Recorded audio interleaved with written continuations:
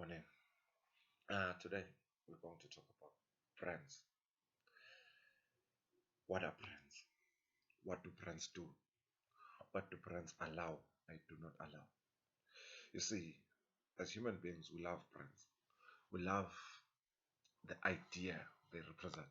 We love wearing them, meaning we represent something.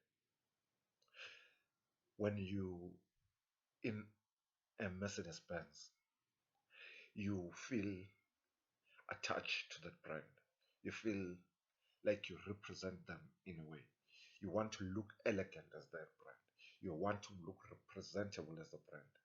When you, that's the reason that we attach or they attach a behavior of a person to a brand. When you see these Polo drivers, when you see these VW drivers, they attach them with something. What if you took your name as a brand? What would you represent? What would your brand represent? Would you allow it to be attached to anything that's out of the way? Because with friends, when you do something that's not socially acceptable, when you do something that's not in sync with the brand, they recall their contracts, they recall their support, they take away everything, the sponsorship that they've given to you. What would happen if your name was a brand? What would your name represent? What would you as a person represent to us?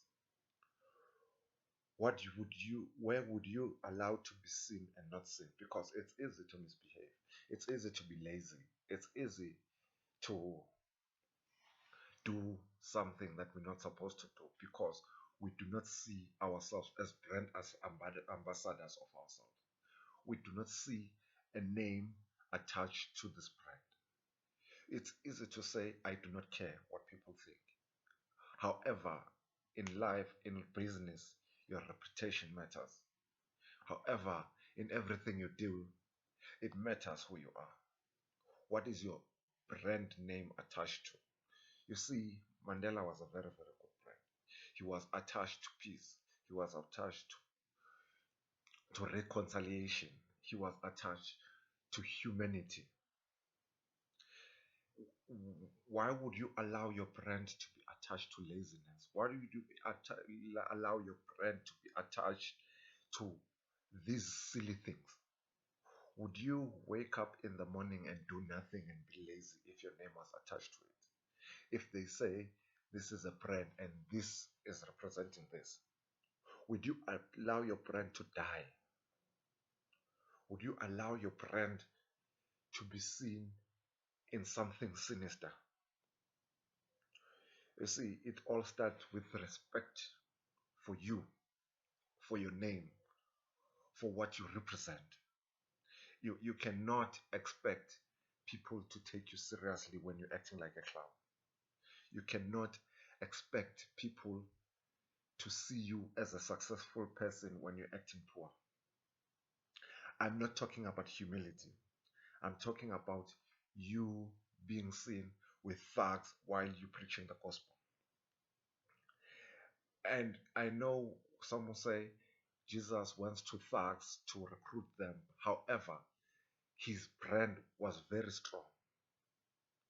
You just starting out in this. You just want to be seen doing something great. What is your brand attached to? How easy is it for you to misbehave and just let it go? You see, these are things that makes or break us. These are things that will make us more advanced or more into mediocrity. Is your brand attached to that? Is your brand mediocre brand? Is your brand something you can just let it go like that? What is your price of your brand? What are you representing? What do you look like outside the world? What is the legacy you want to leave here? How will people talk about you when you're not here anymore? We have Chuck Taylors, we have All Stars.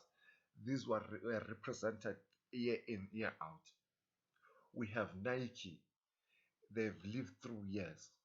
What is your brand representing? how would you represent yourself to the world? Thank you. It's been nice talking to you again.